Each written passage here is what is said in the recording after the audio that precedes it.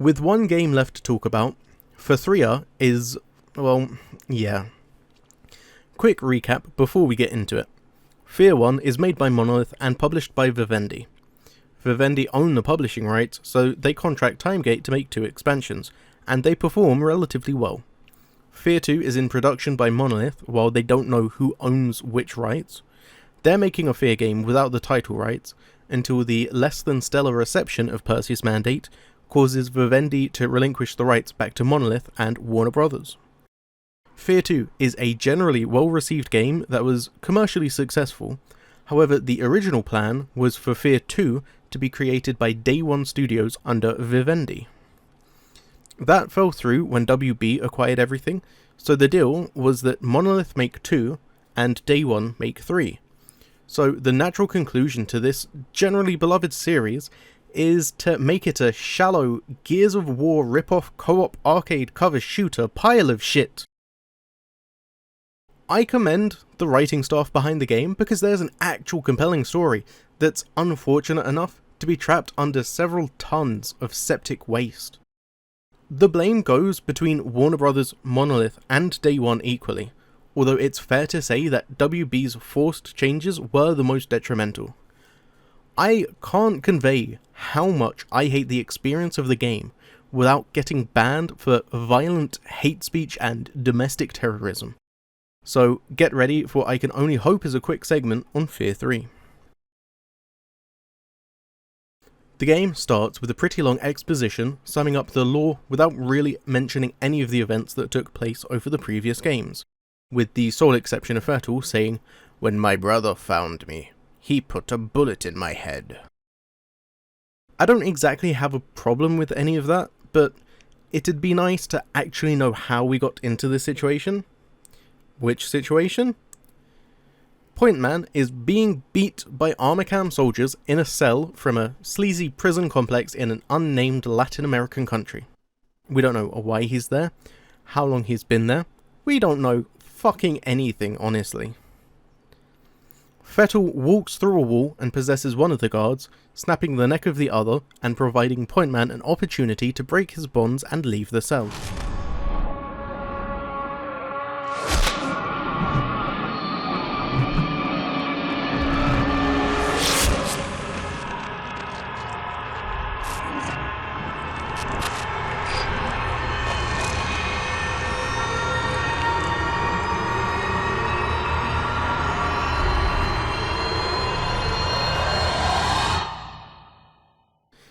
There's blood on the walls and shoes left lying around to provide the player with the visual storytelling that the people beating a bound man for staying silent might not be the most saintly.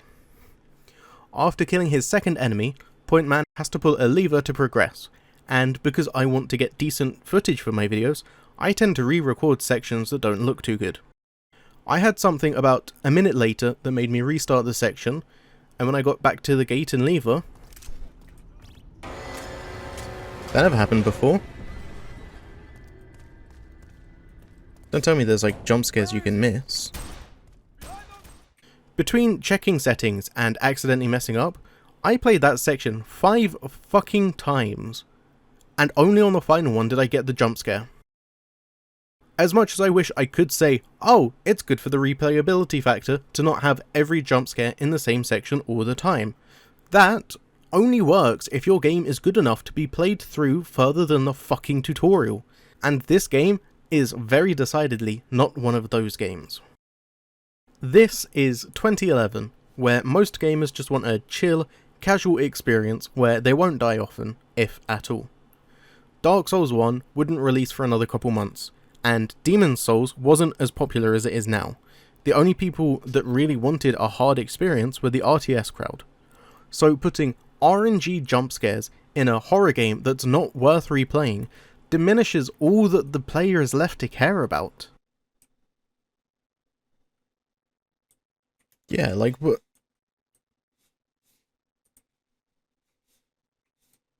There's jump scares you can miss.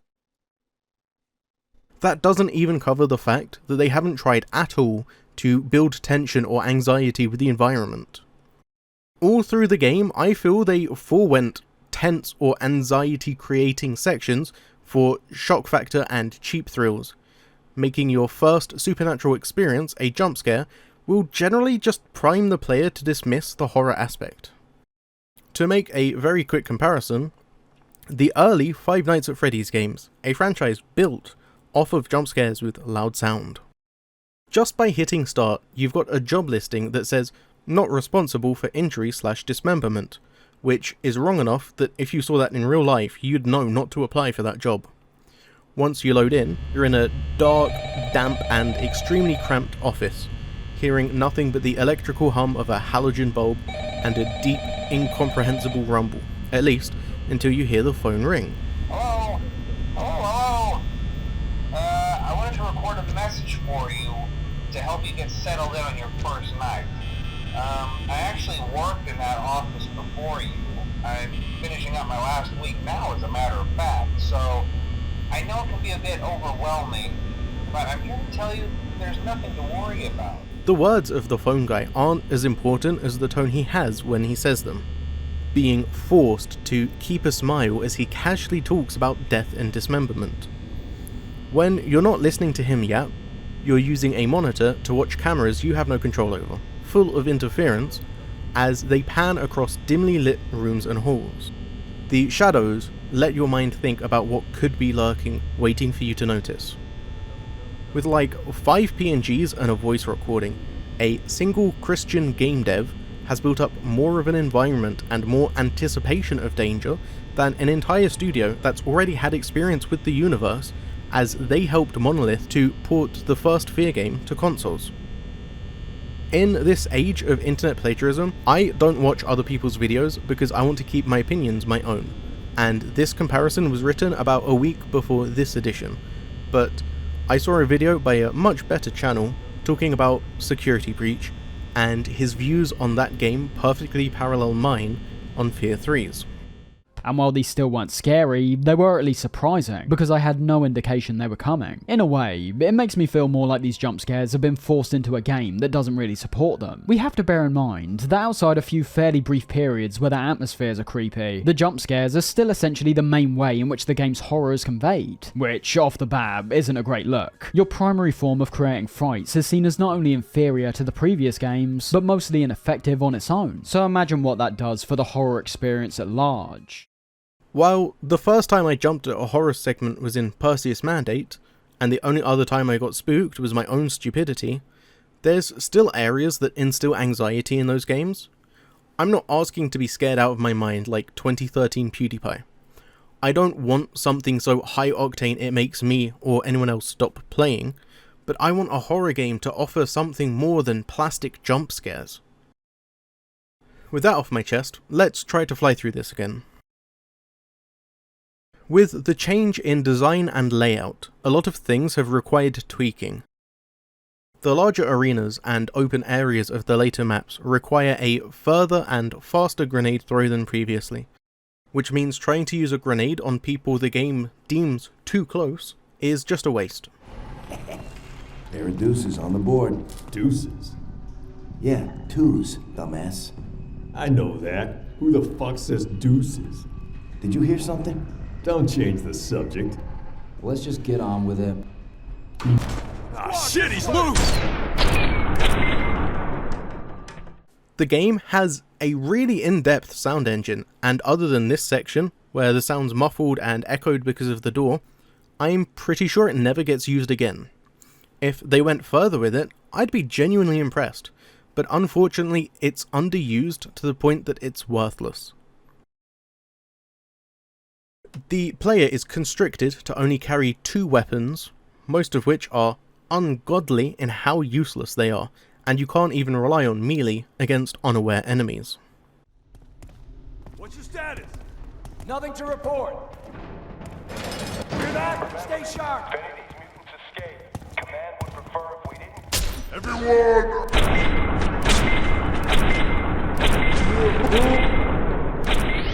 If you can't even make a knife consistent, you've got some serious problems.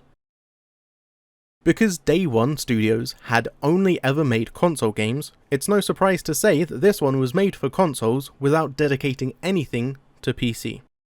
Meaning everything had to be simplified and instead of being able to lean, they decided on a cover shooter aspect. I'm sure that for actual good cover shooter games, it can be done well. I'll admit, it's not my genre.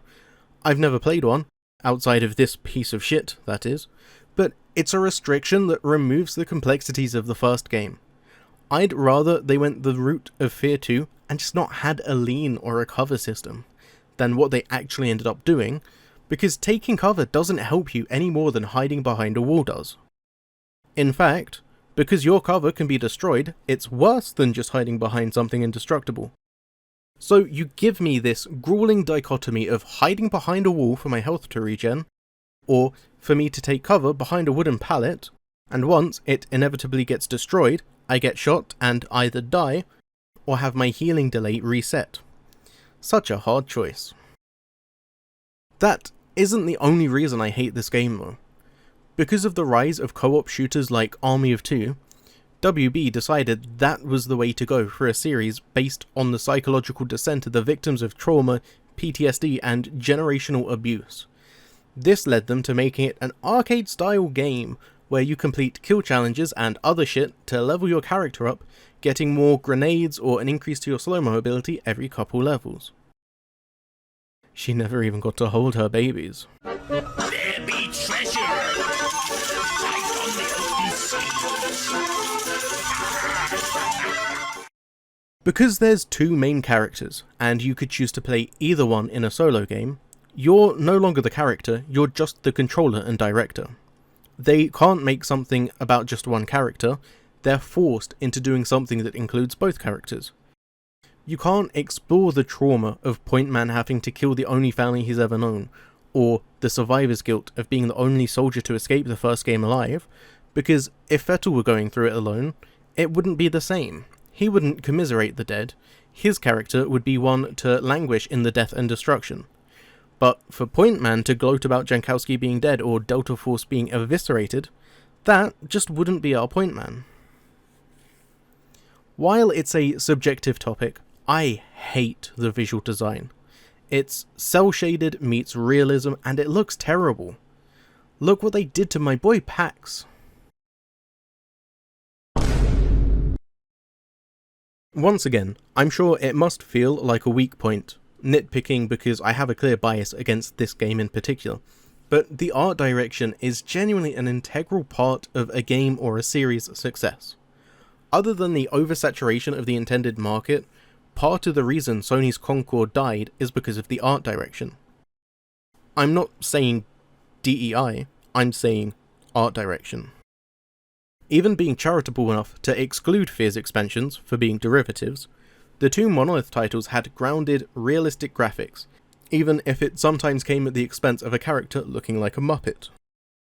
The realism helps with immersion. One of the first things I said about the first game is how impressed I was with the graphics. And when you don't have something screaming, "This isn't real, it's all fake and made up," you can actually get invested in a way I couldn't here. The only fear I get from playing a game that looks like a failed Borderlands spin-off is the anticipation of Randy Pitchford jumping out from behind a corner to tell me to buy a game for $80. The character models mixed with the art style stops me being scared of any character because it's too over the top. There's no uncanny valley, nothing looks like a human or a threat. All across the maps are glowing bodies that you can create a psychic link with. I'm not even going to pretend I know what that means in the context of the game's world. They do nothing for you except give you a somewhat moderate amount of XP. Individually, the XP reward is almost insignificant, but because there's so many on each map, it ends up adding up. There's no background lore in the game, no finding answering machines or intel documents, and the XP you could get from one of those psychic links, you could just earn from killing the enemy. This leads exploration to be largely pointless in a game series where I've gone down every corridor I could find in order to hunt down evasive tidbits of lore. By introducing a point system that's largely pointless, pun not intended, it strips the game of the series' identity. There are dolls that the player can collect, seemingly a toy Alma used to have, and they might induce a jump scare or something. I don't know. This game's too forgettable for me to be able to tell you what they do other than give you 5,000 points. I'm more annoyed that when thinking of the good aspects of the game, there's a bunch of missed potential. What we got could have been a great game. But if my grandmother had wheels, she would have been a bike. I never intended to go this hard on the negatives of the game, but I think I should round it out and finish the negatives so we can end on a high note with the story. I kind of lied when I said there's no lore and we have no idea what got us in this situation. There was a comic released as a pre-order bonus for the people that bought the game through Amazon. They gave us a whole 12 pages. I was curious to see if I could find it online, and holy shit, this is such a nothing burger. You want to know how ATC captured Point Man? It's because they captured Point Man. I don't know what you were expecting. It starts with the helicopter crash at the end of the first game. Spends like half of its pages showing you Point Man trying to kill F.E.A.R. He runs away straight into the aim of ATC. That's it. Helicopter crashes, he fights a ghost, runs into ATC. That's so pathetic that it doesn't even explain anything. Not including the front and back covers, which everyone seems to include, it's actually 10 pages long, 3 of which don't have a single word other than boom. The question I have is, if the comic takes place just after F.E.A.R 1, and Point Man is captured straight after the crash, why is F.E.A.R 3 a year later, and why does Point Man still have his earpiece? The pre-order bonus is an insult, and it doesn't even make sense with the game. The enemy types are extremely boring to me, but that might just be because I find the act of playing the game itself to be too boring. There's one enemy that makes its first appearance in the second level. It's the Phase Caster. This guy can throw portals which spawn ATC troops, and I have no idea if the first one you see is even vulnerable to damage. I spent like an hour trying to kill him and never once saw a sign that he was mortal. It's not just the Phase Casters though, a bunch of fights are completely unfair for a solo player. If they were just hard, I wouldn't mind as much, but the fairness is what makes it a much worse issue. Dark Souls 3 at Soul Level 1 is a hard challenge, but it's still a fair one. This is just a Sisyphean task to try and play while having fun. The difference between F.E.A.R and Point Man is that Point Man runs around using guns and has his slow motion ability, while F.E.A.R has, I guess, bolts of psychic power? F.E.A.R can also lift an enemy and take possession of their body, turning him into a person that runs around using guns. There's no reason for F.E.A.R to not be possessing a soldier 24/7, because the possession bar decreases so slowly. Killing an enemy will drop an orb to increase the remaining duration, and when the soldier that F.E.A.R's possessing is killed, he just gets kicked out into his original form. Other than that, there's nothing different map-wise or story-wise, and I can't be bothered to think of another negative. So let's zoom through the story so I can start working on a project for something I actually want to talk about. I'm mostly going to talk about the perspective of Point Man, because that's what I have the footage for. It starts in the prison in the unnamed Latin American country. The ATC guys are trying to beat the location of Jin out of Point Man, but F.E.A.R intervenes and the brothers make an escape, shooting their way through the hallways and cafeterias. Halfway through their escape, an electrical fault blows the power to the section they're in, and Point Man starts to hallucinate, seeing a flickering visage of Alma, and then later seeing a creature crawling on the walls. It could have been the result of supernatural influence, but it could just as easily be the fact that the complex is in disrepair, underfunded and undermaintained. On the ground floor of Cell Block C, Point Man gets visual disturbances indicating the onset of a headache. It ultimately becomes too much for him, leading to convulsions as a demonic-looking creature, the Creep, appears before him.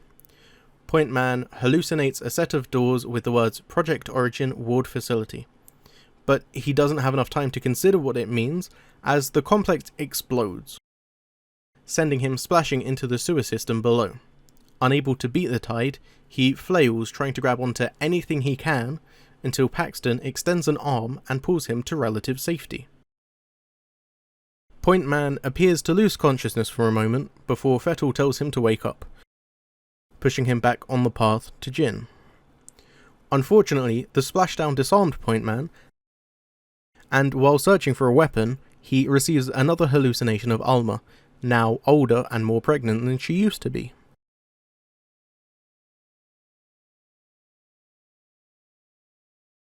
When the brothers reach a door to a service room, they get knocked to the ground by the ATC, just for the creep to manifest once again and dismember the unlucky soldiers.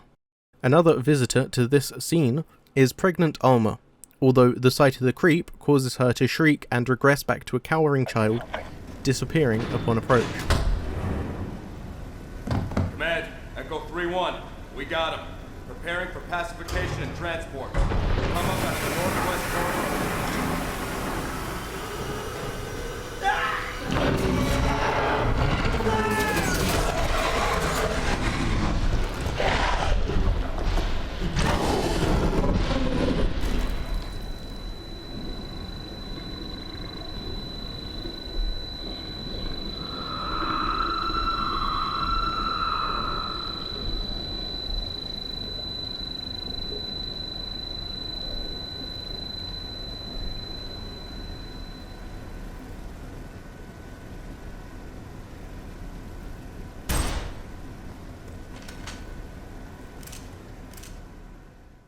With all the threats no longer an issue, the brothers are free to escape to the streets, inspired by the favelas of Brazil. It's not obvious what Armacam are doing in public outside the US, but it can hardly be good. Given the seemingly normal people that were imprisoned alongside Point Man, it could be that they've just been arresting innocent civilians in an order to appropriate their houses and possessions.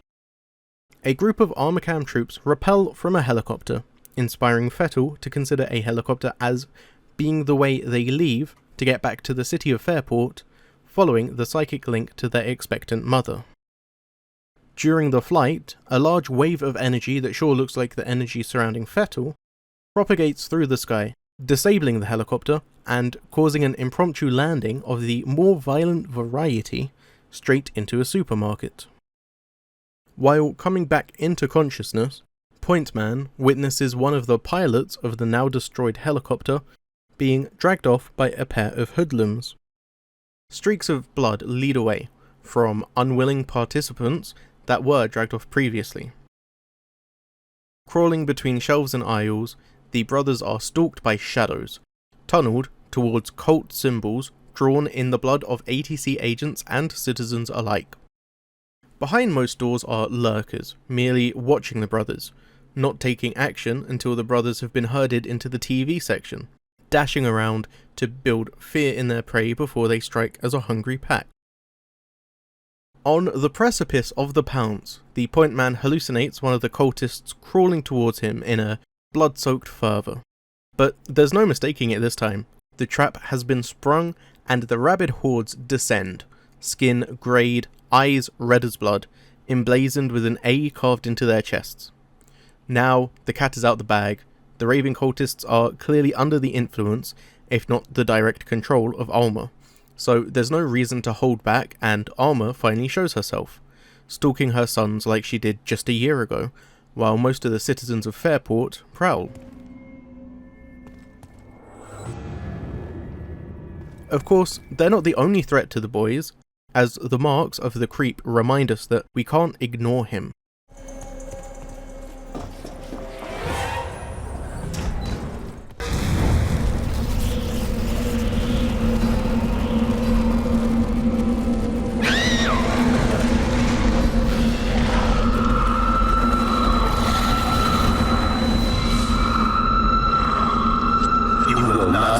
Find her. I will not have it. Go back now.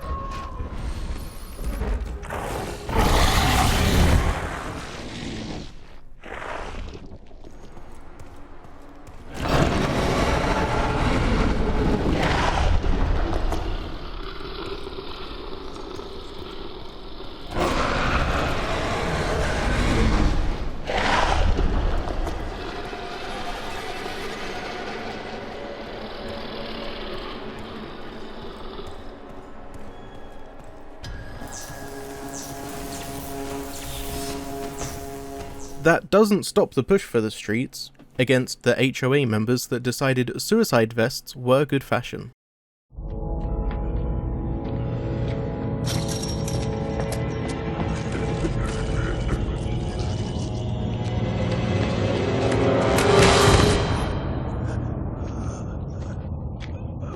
The blast must have fried their brains.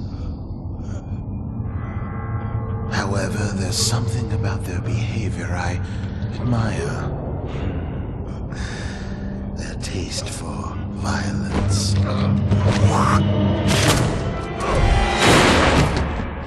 These are not the simple scrawls of madmen.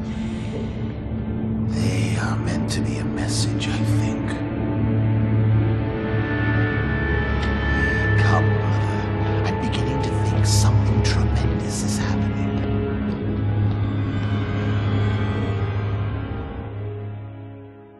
Still, Jin needs to be found, which leads the brothers to Fairport Ridge, formerly residential streets until the psychic blasts from Alma fried their brains. Worshipful scrawlings pretty much everywhere you look. One room unlocks upon approach, giving the boys a chance to see one of the worshippers literally explode into blood, leaving a stain in the shape of their mother. The next room over is missing a floor, as an Armacam power armor unit was airdropped through the roof, a grim reminder that they can't escape the people that have ruined their lives, quite literally since before they were born.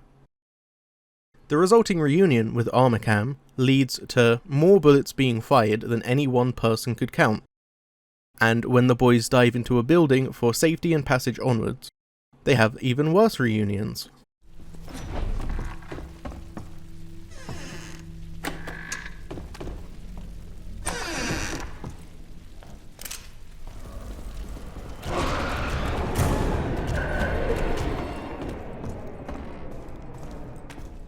Once face to face with the creep, we see something new.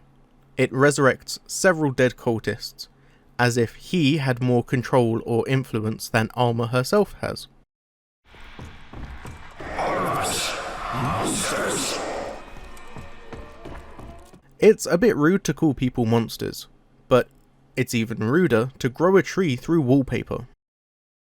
One thing to note is that although being drawn to the boys in the same way that they're drawn to their mother, since entering Fairport Ridge, the creep has only made his presence known when Alma isn't currently doing so. My family will be gods. That ominous, ethereal voice is certainly unsettling, but I'm unironically more concerned about the amount of free access this basement has. It doesn't seem like there's supports behind the drywall.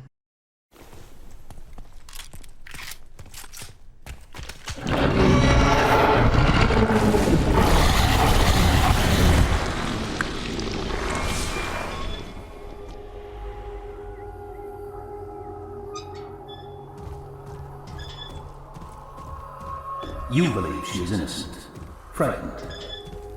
She is nothing but rage, out of control.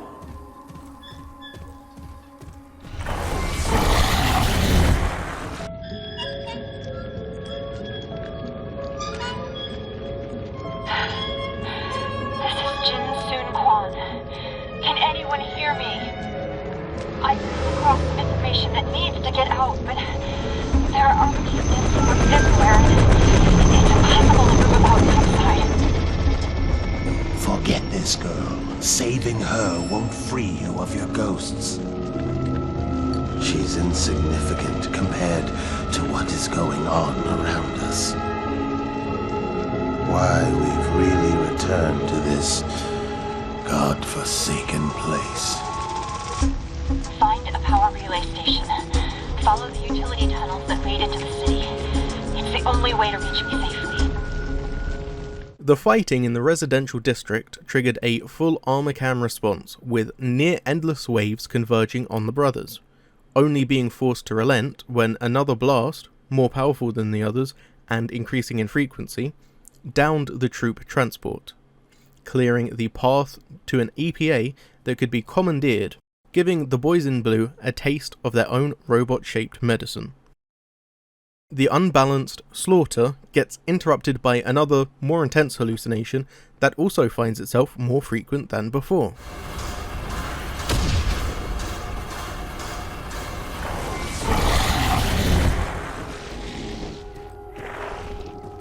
I was to leave a legacy of gods.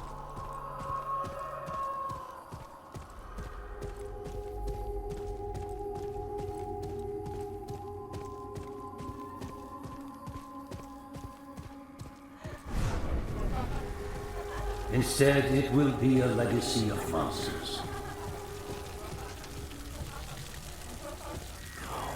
Go away.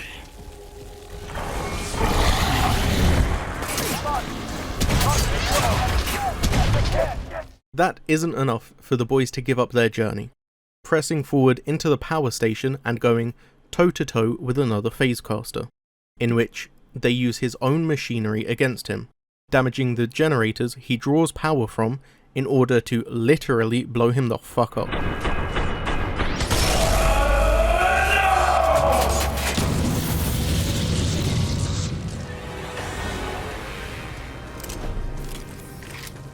Mere steps away is a staircase and a much more touching reunion.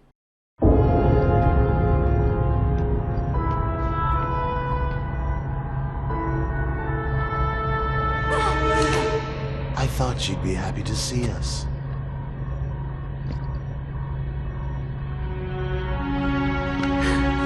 You! I knew if you were alive, you'd come for me. Where the hell have you been? Doesn't matter. I have something here you need to see. His name is Michael Beckett, Delta Squad. Apparently, he got himself mixed up with Armacam's secret project. See, family, as I've been telling you all along, brother. The bitch became obsessed with me. Don't you people understand? Why was she ever created? What good did they think would come of that nightmare? Horrible. Raped me. Do you hear me, Armacam? She's fucking pregnant!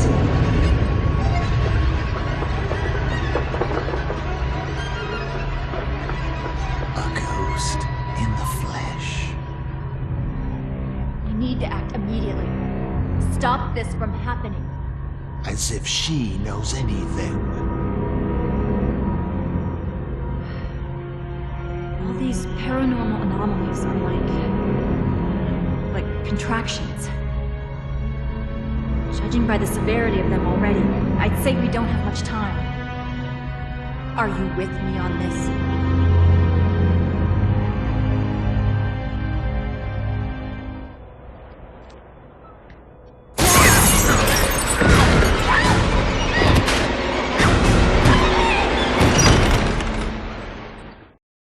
Well damn, we've had control of our character for a solid 0 seconds and Jin's already been kidnapped again. Not to be all white knight about it, but she sure gets kidnapped a bunch for someone that can't even be trusted with a gun. Regardless, so far the ATC have been on the back foot.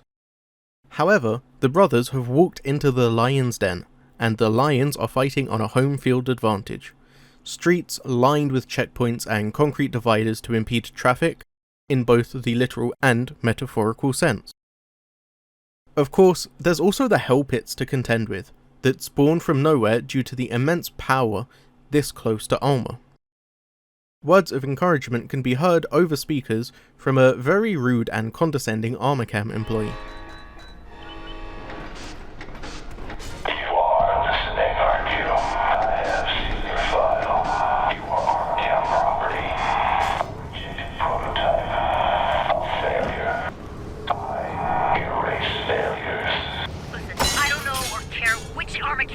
You are.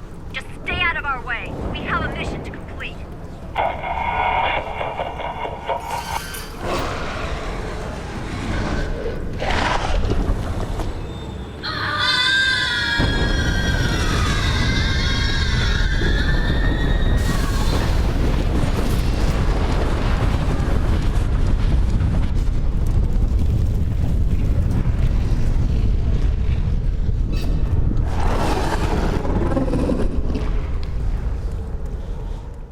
could be a face caster, but honestly, I've been so switched off, I didn't even know there were replica soldiers in this game until I read the wiki.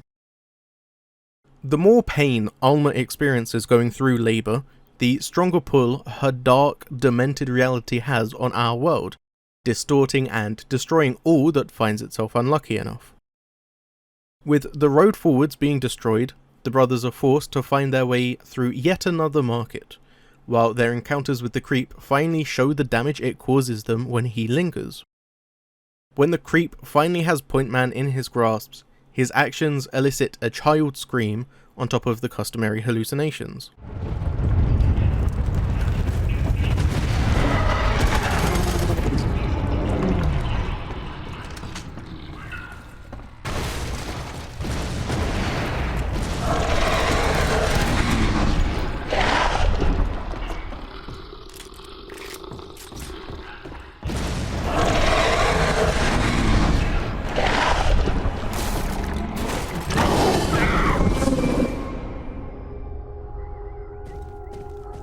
We cut you. We stabbed you with needles. And we still are not finished.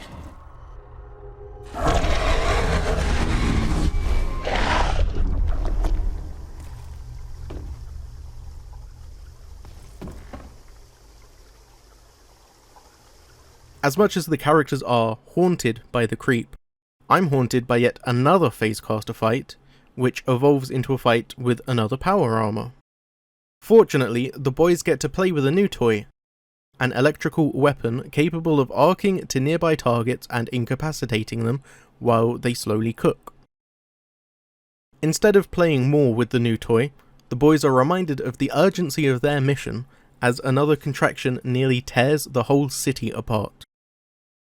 After almost being crushed alive, Point Man finds himself running purely on adrenaline, numb to anything except the need to kill to survive, only sobering to the world around him thanks to the friendly words of our favourite commander.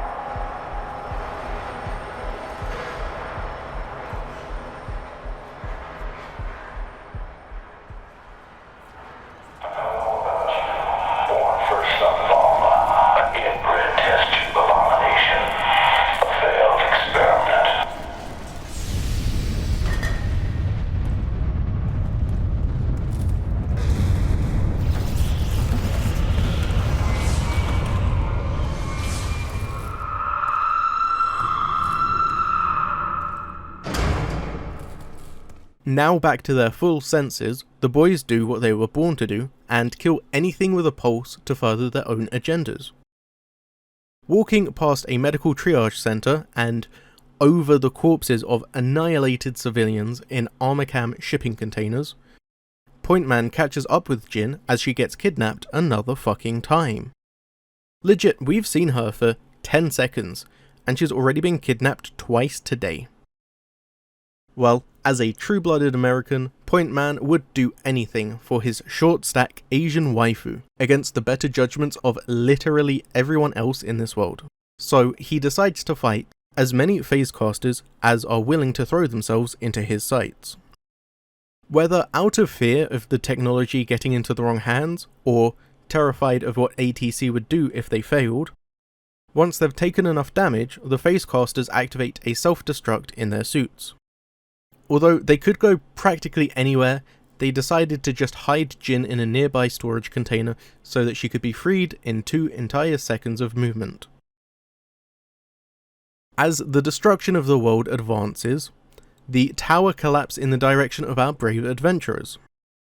When a falling piece of debris blocks Point Man, directly in the path of the falling building, F.E.A.R selflessly uses his powers to fling his brother to safety in an act of sacrifice. Hold on! I'm here!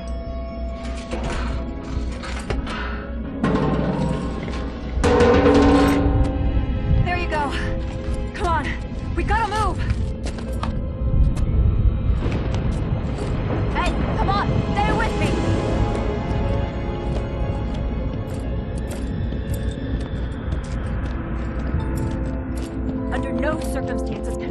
allowed to give birth. And if she does, destroy it. Kill it immediately.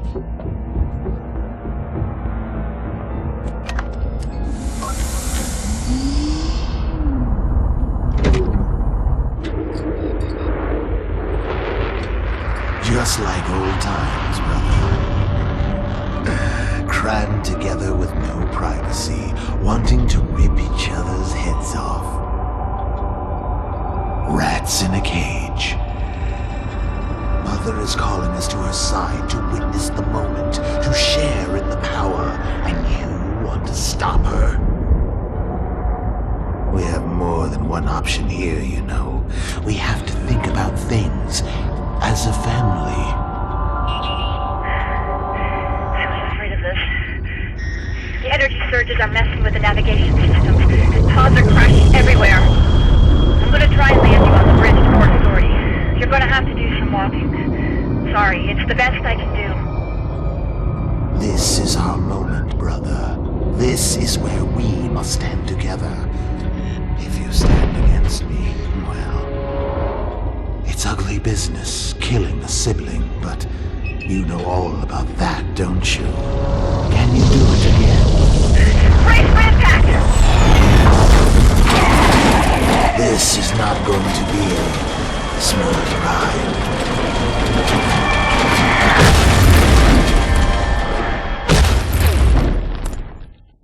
Oh yeah, Fettel can just walk through walls and sorta just doesn't exist.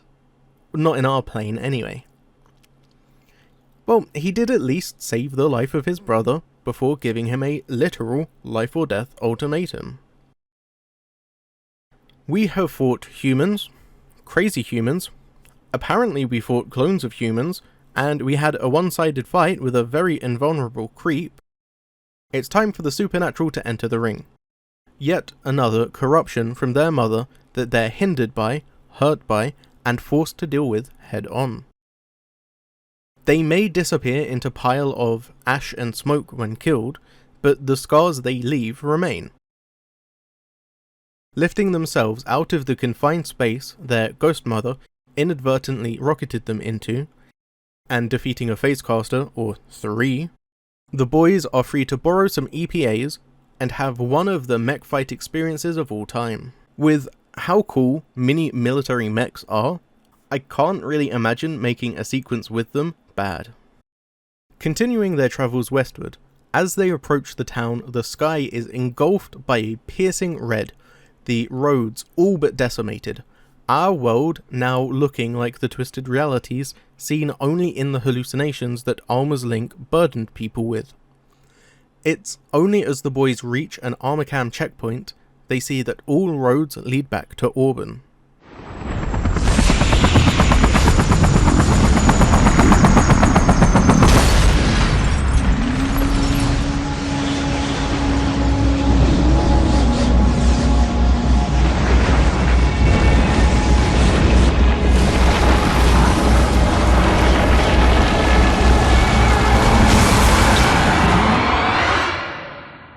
Warning.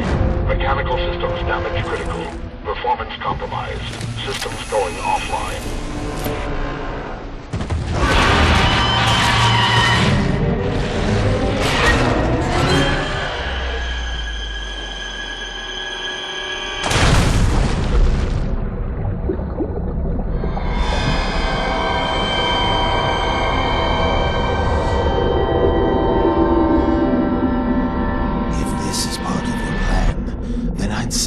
Are going quite swimmingly. Wow, this airport that the boys washed up at just happens to be used by Armacam to transport our boy Michael Beckett, being dehumanized and relegated to just being called a high-value experiment. Maybe still under the mistaken belief that they can use him to capture Alma, they roll him through the length, the boys doing what they can to try and play catch-up. Ever since their introduction, these scavengers have been attacking indiscriminately. However, in this airport, it feels like they're targeting ATC much harder than our boys. Like Alma's still holding a grudge for all they've done to her. There's also a section that seems to me like Alma is gloating over the corpses of dismembered and disemboweled troops.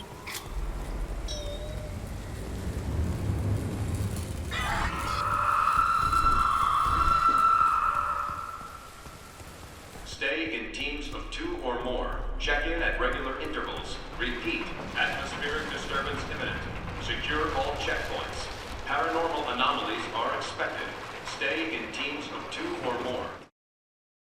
Armacam appear to be getting desperate, as they use one of their helis to shoot into the airport in the vain hope of being able to stop this literal god of war, not even being allowed to return to base when they're damaged beyond mission effectiveness, forced to sacrifice themselves for the sins of their fathers. Before the boys can catch up to Beckett, they have to deal with another issue. The invisible threat of the creep. Something that, until it sinks its rusty claws into their skin, is largely unnoticeable to us as observers. Despite the threat it poses to our protagonists, the threat that can't be ignored, only through conscious action can they save themselves from the monster.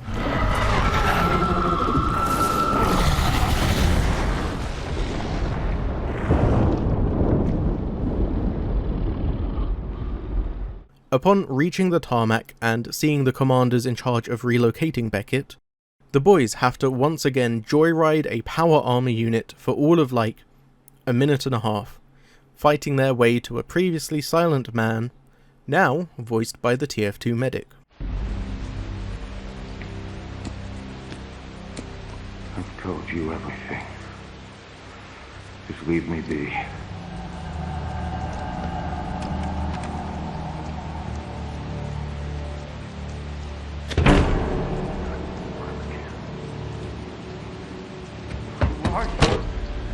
Who are you? What do you want?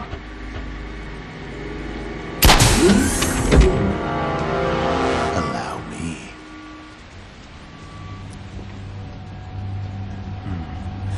This will kill him.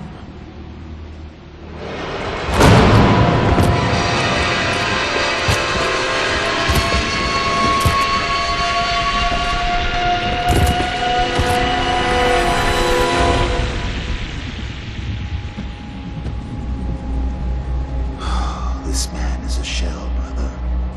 Empty. All he desires is to forget. All the testing, the surgeries.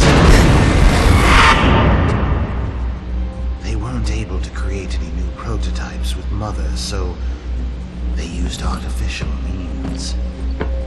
He's like us, brother. Or at least manufactured to be like us.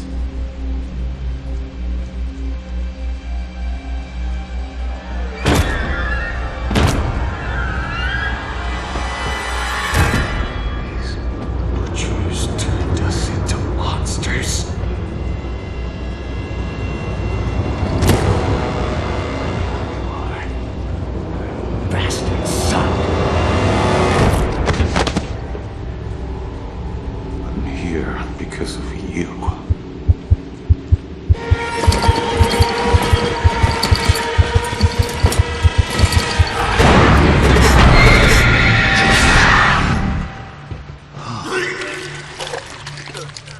Oh. It is true, brother. Conception.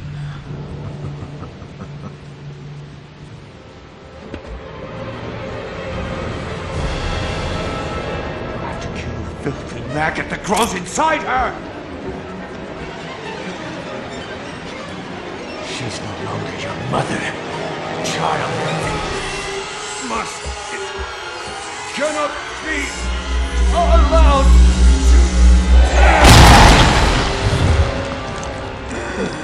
Say hello to Mother.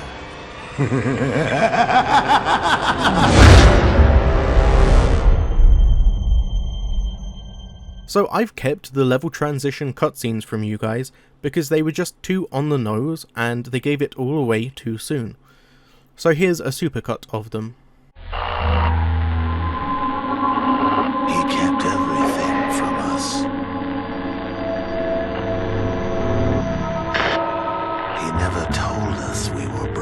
killers. With every word, every test, every gift, he was raising us to be killers.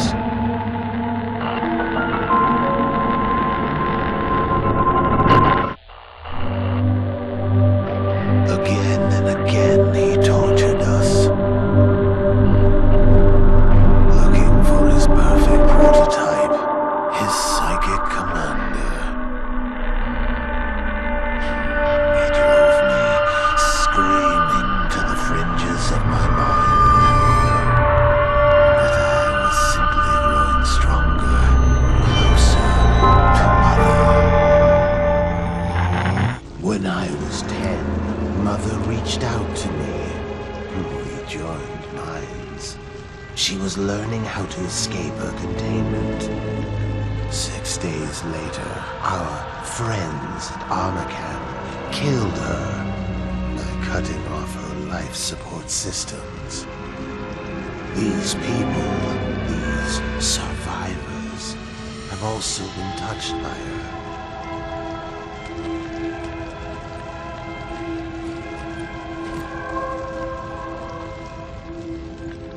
This cleanup is more than just a public relations nightmare.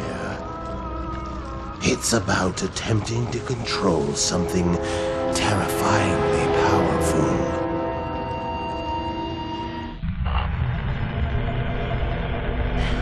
I could feel Mother's anger. She hated him, what he had done to our family. Her time was coming. She would have her revenge. Her time, too, will come to erase the memories of his tortures.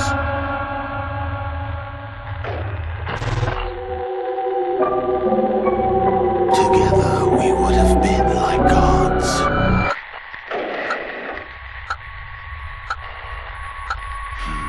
But he has made sure we would always be enemies. Filled with distrust, with fear.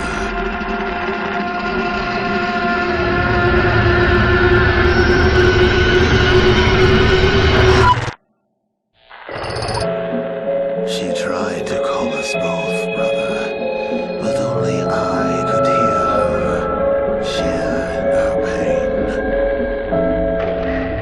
She could not reach you, but still you hated him, just as Mother and I did.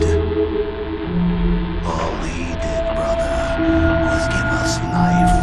It was Mother who gave us purpose.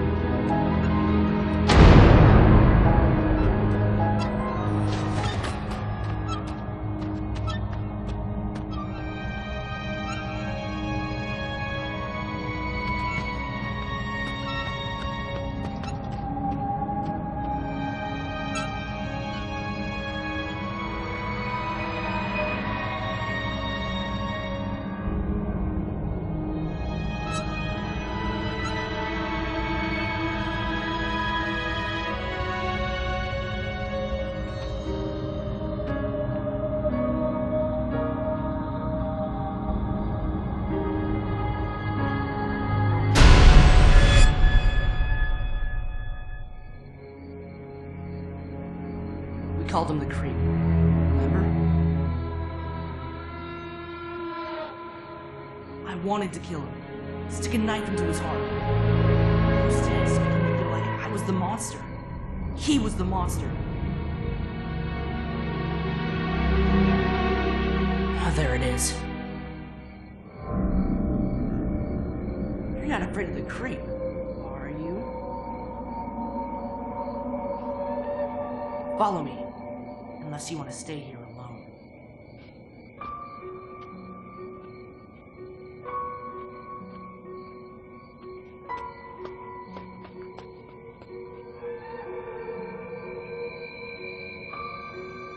Come on, hurry up.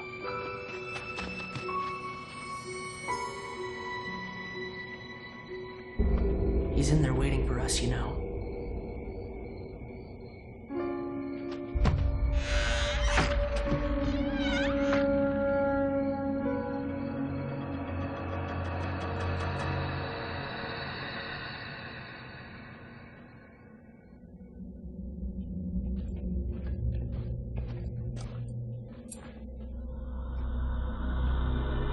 Our mother was never the enemy. She was just a conduit for his evil.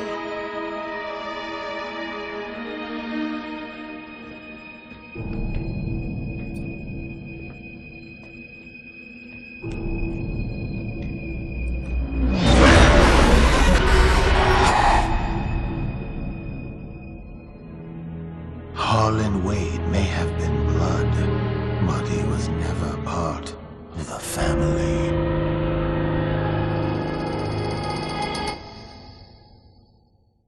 It's been a factor in all the games, even the expansions for F.E.A.R 1, and now they bring it full circle. Generational trauma.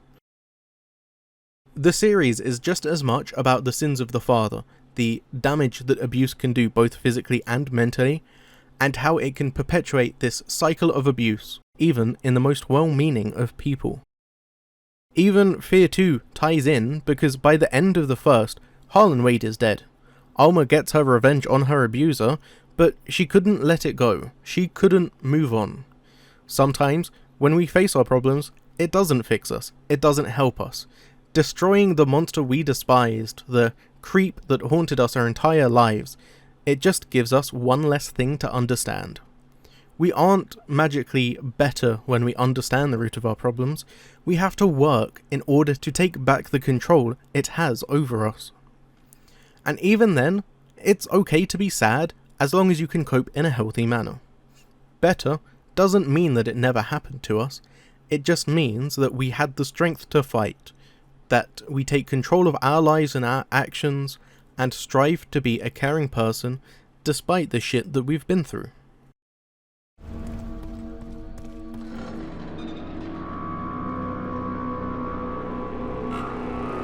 Does this place feel familiar?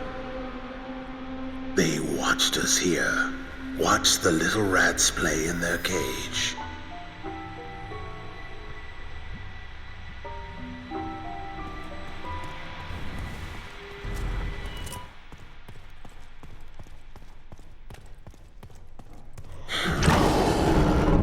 He is here. We must destroy the terrible memories of this place, and of him. The creep is invisible because the trauma that we carry is. We only see him when he attacks as an allegory for self-harm or as a breakdown. Alma has been a dangerous antagonist, but she's a victim more so than any other character. Experimented on, forced into being a killing machine, trapped away and forcefully impregnated by her own father, instead of him getting her help for her situation.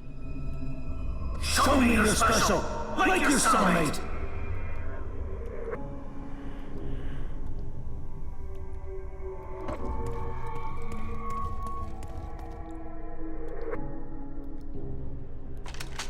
Show me you have some worth!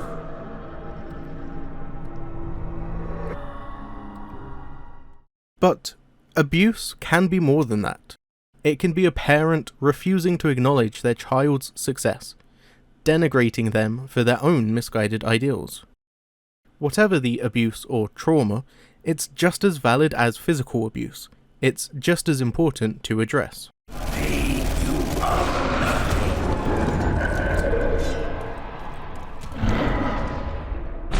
Keep going. He can.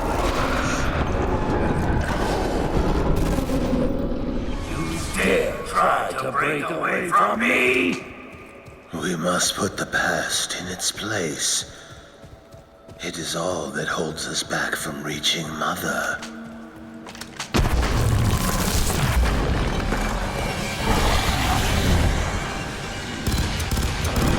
You Sometimes addressing it means shooting the monstrous visage of your grandpa dad, but I don't recommend doing that in real life. Or, well, I'm not going to openly tell you to do that. Sure, it's just a series of games, but it's so much more to me, in ways that I'm upset I can't convey with words. The fact that I played them at the point in my life that I did is the reason I'm here now, to talk about how they fumbled the bag with the execution of 3. Now, brother, destroy him.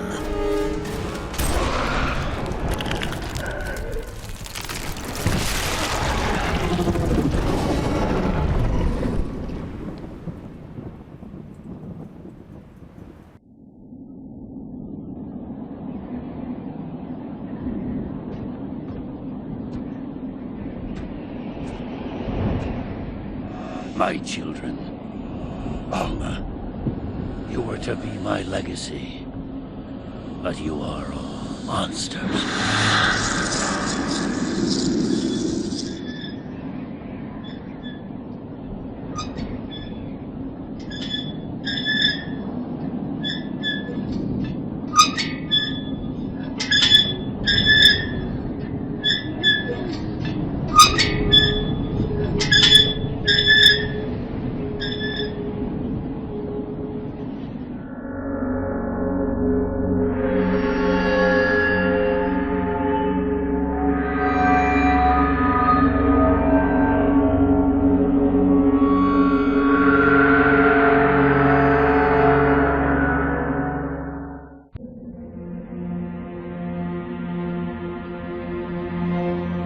The past is no longer in our way.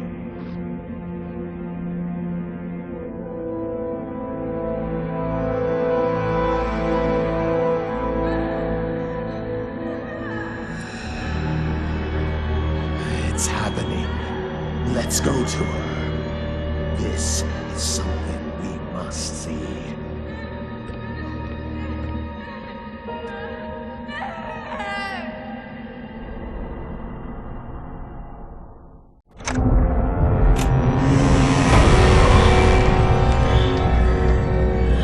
I suggest again that you consider all options, brother. We can become unstoppable. We want to consume the body. Join me.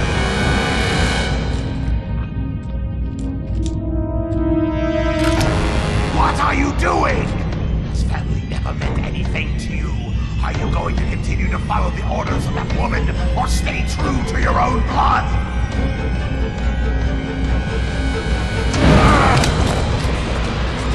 I've been waiting for this moment, brother. Killed you once before. I promise you, it won't be so easy the second time.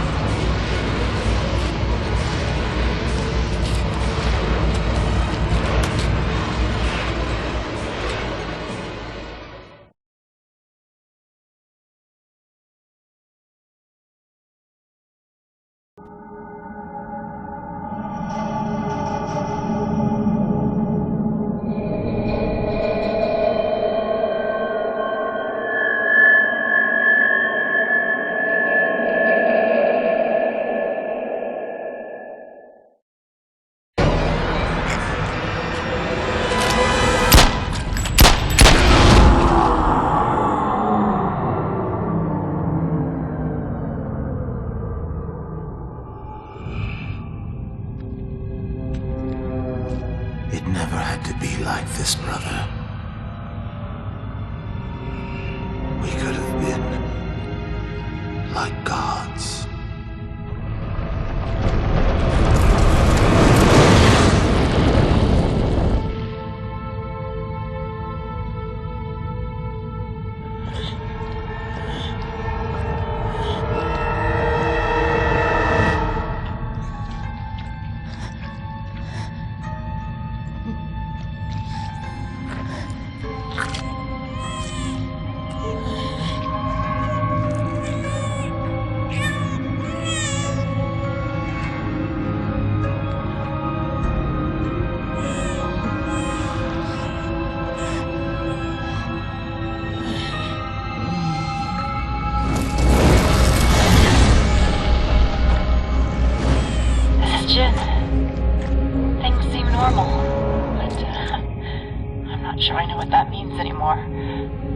just have to believe you completed your mission. I know it was difficult, but the survivors of this ordeal owe you their lives. I know I do.